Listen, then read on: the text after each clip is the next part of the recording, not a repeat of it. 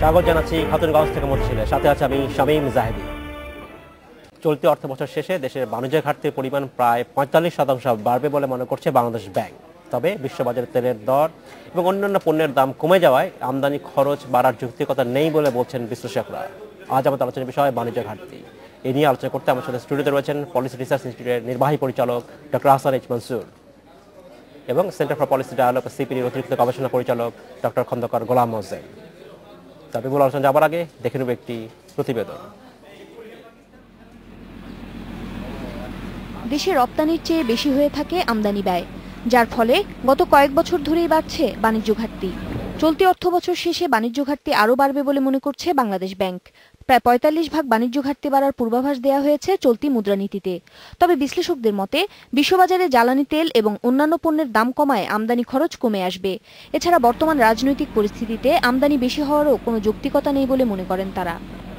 আমদানির ক্ষেত্রে যেভাবে উচ্চ প্রবৃদ্ধি ধরা হয়েছে, বর্তমান প্রেক্ষাপটে এই প্রবৃদ্ধি বছর শেষে গিয়ে নাও থাকতে পারে। ফলে সামগ্রিক বিবেচনায় যেভাবে বাণিজ্য ঘাটতির পরিমাণ ধরা আছে প্রায় $9.9 বিলিয়ন মতো, এই পরিমাণ হয়তো বাণিজ্য ঘাটতি নাও হতে পারে।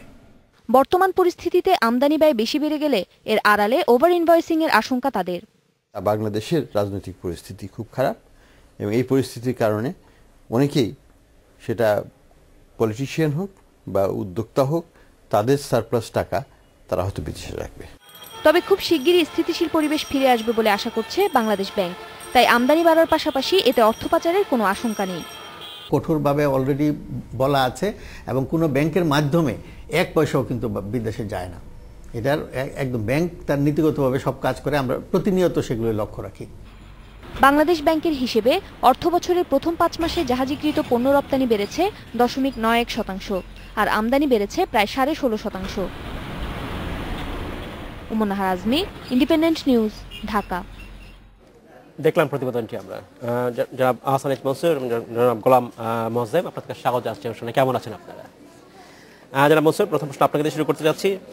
আমাদের প্রতিবেদন দেখলাম যেখানে বাংলাদেশ ব্যাংক থেকে বলা হচ্ছে যে এবং এবার 45% আমাদের যে ঘাটতি পরিমাণ, বাণিজ্য ঘাটতি, সেটা হবে। এবং অনেকেই বলছেন যে এটা হওয়াটা খুব একটা যৌক্তিক নয়, কারণ তেলের দাম এবং অন্যান্য পণ্যের দাম আন্তর্জাতিক বাজারে কমে গেছে। আপনার কি মনে হয় বিষয়ে? সামগ্রিকভাবে আমরা যদি বিশ্বে ওয়ার্ল্ড ইকোনমিক যে পরিস্থিতি সেটা দেখি এবং বাংলাদেশের আভ্যন্তরীণ যে চাহিদা সেটাকেও দেখি একসাথে, তাহলে কিন্তু আমাদেরকে এক ধরনের কনক্লুশনে আসতে হয় যে বিশ্ববাজারের সব পণ্যের দাম, মোটামুটিভাবে বলা যায় সব পণ্যের দাম কমে গেছে। সেটা তেল হোক বা আমাদের ভোজ্য তেল হোক বা আমাদের খাদ্য শস্য হোক বা অন্য যে কোনো জাতীয় আমদানি পণ্য বা যন্ত্রাংশই হোক, সেগুলোর দাম কিন্তু সারা বিশ্বে কমে গেছে। আচ্ছা, এই প্রেক্ষাপটে আমাদের যদি আমদানি ব্যয় বাড়তে হয়, অবশ্যই আমাদেরকে বিপুল পরিমাণে আভ্যন্তরীণ চাহিদা দেখাতে হবে। চাহিদাটা কোথায়? আমরা তো এরকম অবিশ্বাস্য রকমের কোনো বড় চাহিদা কারণ বাংলাদেশে খুঁজে পাচ্ছি না। 1 নম্বর হচ্ছে বিনিয়োগে, সেখানে বড় রকমের আমি বলবো যে বেসরকারি বিনিয়োগ, বিশেষ করে হাউজিং সেক্টর, স্টিল, এগুলোর চাহিদা খুবই কম এখন বাজারে। এবং আমরা যদি আরো দেখি যে যারা আগামীতে বড় রকমের ক্যাপিটাল মেশিনারি বিনিয়োগ করবে, তারা সেই ধরনের উদ্যোগে যাওয়ার কোনো সঙ্গত কারণ নাই বর্তমান রাজনৈতিক প্রেক্ষাপটে। গতকাল আমরা বিজিএমই এর ওখানে সর্বস্তরের অর্থনৈতিক প্রতিনিধিদেরকে দেখলাম, সবারই একটাই কথা যে আমরা বাঁচবো কি করে, এই পরিস্থিতিতে আপনি কিভাবে বিনিয়োগ করবেন সেটা তো তাদের মনের মধ্যেও নাই আমার মনে হয়। 2 নম্বর হচ্ছে যে এই পরিস্থিতিতে চাহিদা বাড়বে কিভাবে? যদি আমরা অর্ডার না পাই, তাহলে আমরা কার জন্য ইম্পোর্ট করবো ব্যাক টু ব্যাক ওইটার আন্ডারে? সেখানে র মেটেরিয়ালেও আমরা কোনো খুব বড় রকমের প্রবৃদ্ধি দেখার কোনো সম্ভাবনা দেখছি না। তো সব মিলিয়ে আবার আর দ্বিতীয় কথা হচ্ছে যে আভ্যন্তরীণ চাহিদা, আপনার আমার যে ভোগ্য পণ্যের যে খাওয়ার পরিমাণ, সেটাও বাড়ার জন্য মানুষের আয় এবং অন্যান্য জিনিস বাড়তে হয়। আমাদের যদি স্বস্তি না থাকে, লোকে যদি দোকানে না যেতে পারে, লোকের হাতে যদি টাকা না থাকে পর্যাপ্ত, তাহলে কি করে তারা ব্যয়টা করবে? কাজে ডোমেস্টিক ডিমান্ড যে কোনো সোর্সে আমরা দেখি, সেখানে কিন্তু কোনো ধরনের প্রবৃদ্ধির লক্ষণ আমরা দেখতে পাচ্ছি না। এই প্রেক্ষাপটে এই একটু অসামঞ্জস্যকর মনে হচ্ছে আমাদের কাছে। ধন্যবাদ জনাব মনসুর। জনাব মোয়াজ্জেম, আপনার কাছে একই প্রশ্ন, যে এই যে বাংলাদেশ ব্যাংক থেকে বলা হলো যে 45% বাড়বে আমাদের বাণিজ্য ঘাটতি, এটা কি যুক্তিসঙ্গত মনে হচ্ছে কিনা আপনার কাছে? না, যেটি আপনাদের প্রতিবেদনেও কিছুটা দেখানো হয়েছে সেটির ভিত্তিতেও বলা যায় যে ডিসেম্বর পর্যন্ত যে অবস্থা রয়েছে সেখান থেকেও যদি আমরা একটু ইঙ্গিত নেই, তো সেখানে সিপিডি থেকেও আমরা বলার চেষ্টা করেছিলাম যে আমদানি পর্যায়ে যে প্রবৃদ্ধি দেখানো হচ্ছে ডিসেম্বর পর্যন্ত, সেখানেও বেশ কিছু প্রশ্নবোধক বিষয় রয়েছে। ডিসেম্বর পর্যন্ত প্রবৃদ্ধি প্রায় 18% রয়েছে, যেখানে রপ্তানি প্রবৃদ্ধি ছিল 1.5% মতো। সাধারণত আমদানি এবং রপ্তানির ভিতরে এক ধরনের সম্পর্ক থাকে, যেহেতু রপ্তানি মুখী শিল্পের জন্য আমদানির প্রয়োজন হয়, সেই ধরনের একটা সম্পর্ক থাকে। কিন্তু যেটি জানা গেল যে চাহিদার যে বিষয়টি জনাব মনসুর বললেন যে দেশীয় বাজারের চাহিদা, ঠিক একই রকমের চাহিদা রপ্তানিমুখী শিল্পেরও চাহিদা রয়েছে, কাঁচামাল বা বিষয় মধ্যবর্তী পণ্য, এই সমস্ত জিনিসের চাহিদা। সেই চাহিদার ক্ষেত্রগুলোতেও কিন্তু যথেষ্ট মাত্রায় রপ্তানি প্রবৃদ্ধি না হলে ওই চাহিদাটিও আসলে প্রলম্বিত হওয়ার কথা না, কিন্তু সেই জায়গাতেও আমরা ডিসেম্বর পর্যন্ত যথেষ্ট প্রবৃদ্ধি দেখেছি। সেখান থেকে আমাদের প্রশ্নটি হচ্ছে এগুলো কি আসছে, এগুলো কি কাঁচামাল আসছে, এগুলো কি মধ্যপন্থী পণ্য আসছে?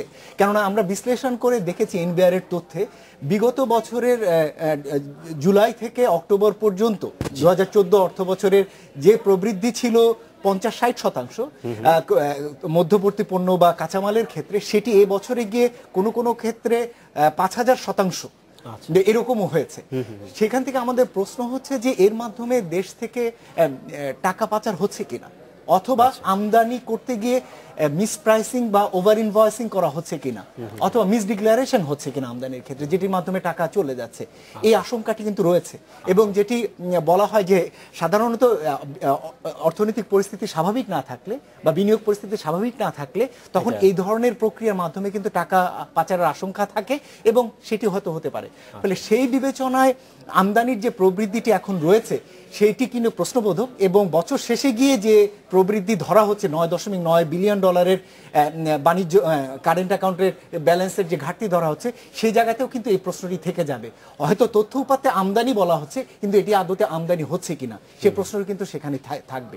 সুতরাং সামগ্রিক বিবেচনা আমি যেটি বলবো যে চাহিদার ক্ষেত্রে যেহেতু ঘাটতি রয়েছে, সেহেতু আমদানির ক্ষেত্রেও তার একটা সমন্বয় থাকা দরকার। সেই সমন্বয়ের জায়গাটি কিন্তু সব তথ্য উপাত্ত মিলে পুরোপুরি মেলানো যায় না। আমার মনে হয় বাংলাদেশ ব্যাংকের মনিটারি পলিসি স্টেটমেন্টে বছর শেষে যে প্রেডিকশনটি দেওয়া আছে, সেটি আমি বলবো যে কোনো ক্ষেত্রে এটি একটু উপরের দিকে, হাই সাইড, এবং সেই জায়গার ক্ষেত্রে কোয়ালিটেটিভ জাজমেন্টের প্রয়োজন রয়েছে। কেন্দ্রীয় ব্যাংকের একজন নির্বাহী পরিচালক বললেন যে না, তারা প্রতিনিয়ত পর্যবেক্ষণ করেন, কিন্তু আবার একই সাথে তারা কিন্তু এনবিআর এর সাথে মিলিয়ে যৌথভাবে কিন্তু তাদের মনিটরিং কে জোরদার করেছেন এই আমদানিকৃত তথ্য উপাত্তগুলো। সেটি আমার মনে হয় আরো ক্লোজলি মনিটর করা দরকার। তা সেটি হলে আমার মনে হয় যে আরো ভালো রেজাল্ট চলে আসবে। এবং সেক্ষেত্রে যদি আমরা দেখি যে না, পাচার হচ্ছে না, সেক্ষেত্রে কিন্তু এত উচ্চ আমদানিরও হয়তো তখন আবার সুযোগ থাকবে না। ধন্যবাদ জনাব মনসুর। আমি আরেকটা বিষয় প্রতিষ্ঠান করছি। সাম্প্রতিক সময়ে যে হরতাল এবং অবরোধে প্রায় 1 মাস ধরে আমরা দেখছি, এবং ইকোনমিতে একটা নেতিবাচক ইম্প্যাক্ট পড়ছে, এবং এই পর্যায়ে ব্যবসায়ী নেতারা বলছেন তারা এক ধরনের কম্পেনসেশন চাচ্ছেন গভর্নমেন্টের কাছ থেকে। সেইটা কি এই ইকোনমিতে বাড়তি চাপ সৃষ্টি করবে কিনা সরকার? অবশ্যই সমস্যার মূলটা হচ্ছে যে রাজনৈতিক কারণে অর্থনৈতিক গতিশীলতা হারিয়ে যাচ্ছে, সেটাই হচ্ছে সমস্যা।